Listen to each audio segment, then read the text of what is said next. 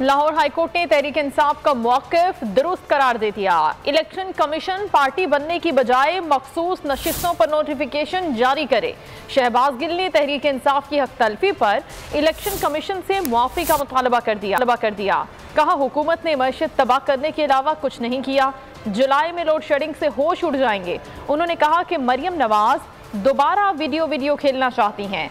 आपके चचा की भी बहुत स्पीड थी, उनके खिलाफ भी बहुत सा मवाद मौजूद है।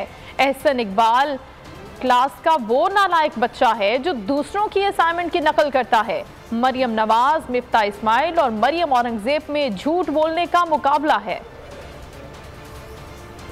रेस चल रही नंबर 1 पे मरियम सफदर है, पीछे बाजी मरियम औरंगजेब है और अब मिफ्ता इस्माइल भी पीछे दौड़ रहे कि झूठ बोलने में आगे कौन निकलेगा। तो एक तरफ सिंध है, वहाँ कोई और कानून है शायद, और एक तरफ ये है इलेक्शन कमीशन को भी नजर नहीं आ रहा। अवाम लेकिन देख रही है कि जब KPK में इलेक्शन होता है तो किस तरीके से ट्रांसपेरेंट और फेयर होता है, और जब सिंध में होता है तो किस तरीके का इलेक्शन होता है। पूरी नून लीग में ये वाहिद अपने आप को पढ़ा लिखा बताता है और उन्होंने इसे ही चूम चूम मार देना है। ये जो बना लाता है वो बेचारे समझते ठीक बना लाता है, तो कॉपी पेस्ट करके बना के लाता है। आज 100% जो रिक्वायरमेंट है वो नहीं ली जा रही। जुलाई में जो आपके साथ होने जा रहा है वो आप सबको पता चलेगा, क्योंकि 4 आपको वेसल्स की रिक्वायरमेंट है, उसमें से कितने लिए जा रहे हैं 0। मैं उंगली जरा पकड़ लूं, बाजी मरियम वाला काम ना हो जाए। चाइना ने 17 मुल्कों को अपने मुल्क में बुलाया, जिसमें ईरान और इंडिया भी शामिल थे। उन 17 मुल्क में पाकिस्तान का नाम शामिल नहीं था। पंजाब स्पीड नहीं फंस जा रहा। पता नहीं चाइना वाले डर गए कि उधर स्पीड में ना निकल जाए कहीं आगे। बुलाएं चाइना, स्पीड इतनी हो किसी और मुल्क में जा पहुंचे। स्पीड ज्यादा ना, रुकता नहीं है, सुबह 7 बजे उठ के निकल पड़ता है।